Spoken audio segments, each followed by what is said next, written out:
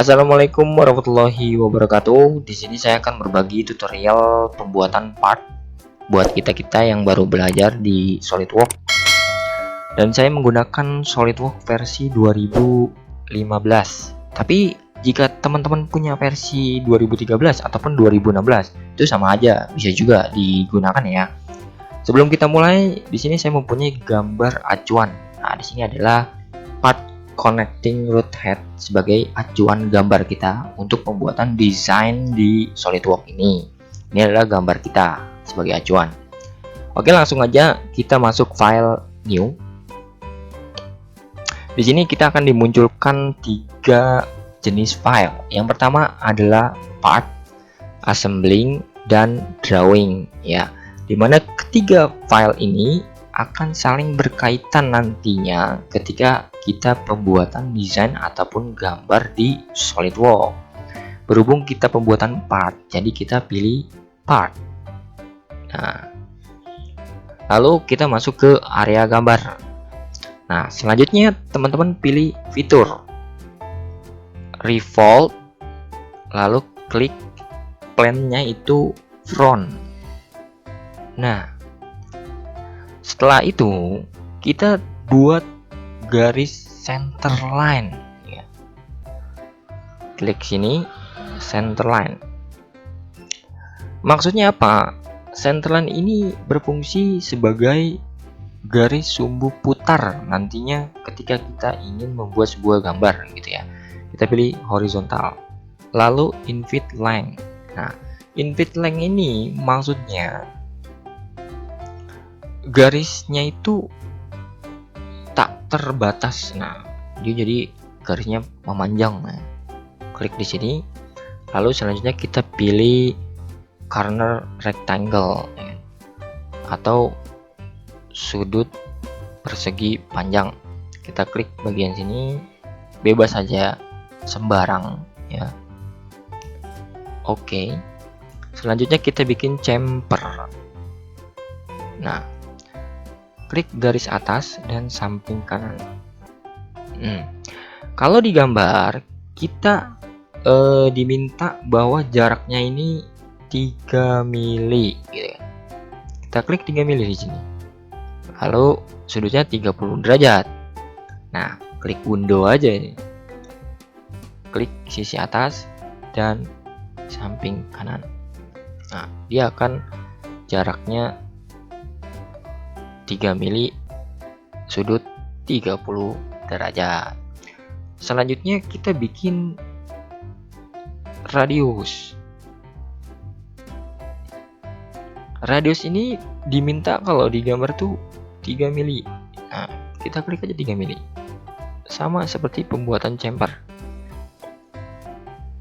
Oke. Nah, R-nya berarti 3 mili ya. Selanjutnya kita lihat bahwa kita membuat part dengan panjang 18. Kita klik smart dimension. Panjangnya teman-teman 18. Nah, jadi ini panjangnya 18.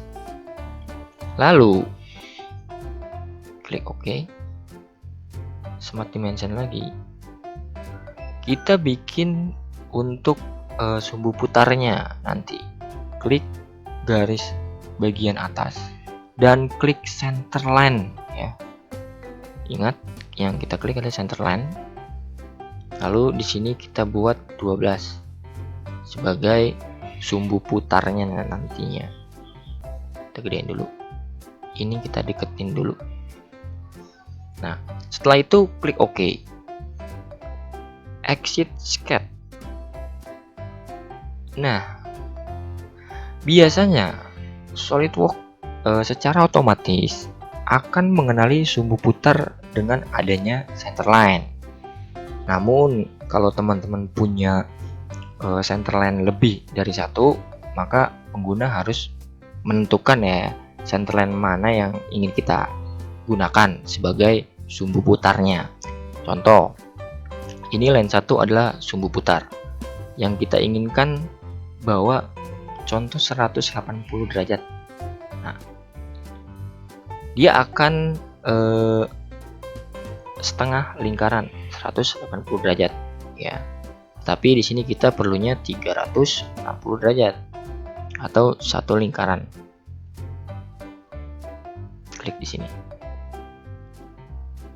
Centerline. Nah, klik OK. Nah, sudah jadi itu. Selanjutnya kita akan buat untuk lubang hole di sisi kanan dan kiri ya.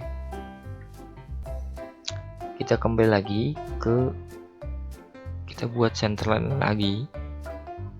Sekarang vertikal, tetap invert line, klik di sini. Nah, klik OK. Lalu kita buat sudut persegi panjangnya bebas aja. Yang penting melewati diameter connecting rod ini ya. Setelah itu kita bikin mirror, kita copy. Nah, sudah jadi. Selanjutnya jaraknya kita atur. Kalau di gambar jaraknya berarti 10. Kita klik di sisi kanan dan kiri. Nah, 10 mili lah. Nah, setelah itu untuk mempermudah kita rubah dulu pandangannya. Klik OK. Nah, lalu kita pilih fitur, terus extract cut. Nah, untuk direction 1 kita pilih rope out. Maksudnya ini secara keseluruhan ya. Klik OK. Jadi biar lebih mudah. Nah, setelah itu kita akan buat lubang di sini. Dimana lubang ini jaraknya 12 mili. Berarti kita masuk hole wizard. Lalu kita berhubung ini hanya lubang saja, tidak ada tab. Berarti kita pilih hole. Nah, untuk standar biasanya di industri manufaktur itu menggunakan standar ANSI metrik ya. Tapi tergantung sih teman-teman maunya mau pakai standar apa ya, itu tidak masalah gitu ya. Di sini saya menggunakan ANSI metrik dengan tipe drill size. Dengan size-nya kalau di gambar itu 4, diameternya 4. Lalu di sini untuk pembuatan jarak lubangnya kita pilih rope out karena dia tembus. Ini kita nggak usah diconteng. Nah, lalu klik posisi dan klik di sini. Ini bebas aja dulu. Baru kita atur jaraknya berapa sih? Klik, yaitu 12. Enter. Nah, lalu OK. Klik OK lagi. Dia sudah bolong ya. Nah, selanjutnya kita akan buat lubang ataupun tab. Kita masih di hole wizard. Berhubung tab berarti kita saya memakai di sini strike tab. Klik. Standarnya masih ANSI. Nah, kalau ini bottoming tab hole, maksudnya ini tab finish ya. Size-nya M5, pitch-nya 0,8. Nah, ini kita rubah blink, dimana kedalamannya 8, ini juga 8. Nah, selanjutnya ini 5. dan ini 90 derajat. Klik posisi, lalu klik di sini ke titik sumbu center line, klik. Nah, oke. Jadi, nah, kira-kira kita mau lihat nih jaraknya tembus gak nih gitu. Wah, berarti sudah benar nih ya. Kita kembalikan lagi. Selanjutnya kita bikin bahwa ini materialnya menggunakan stainless atau stainless steel. Berarti kita masuk ke pemilihan material, kita pilih brush dan polyset. Oh, ini salah nih, delete. Kita delete, klik. Nah, udah bener, brush. Nah, sip, klik OK. Nah, sudah jadi.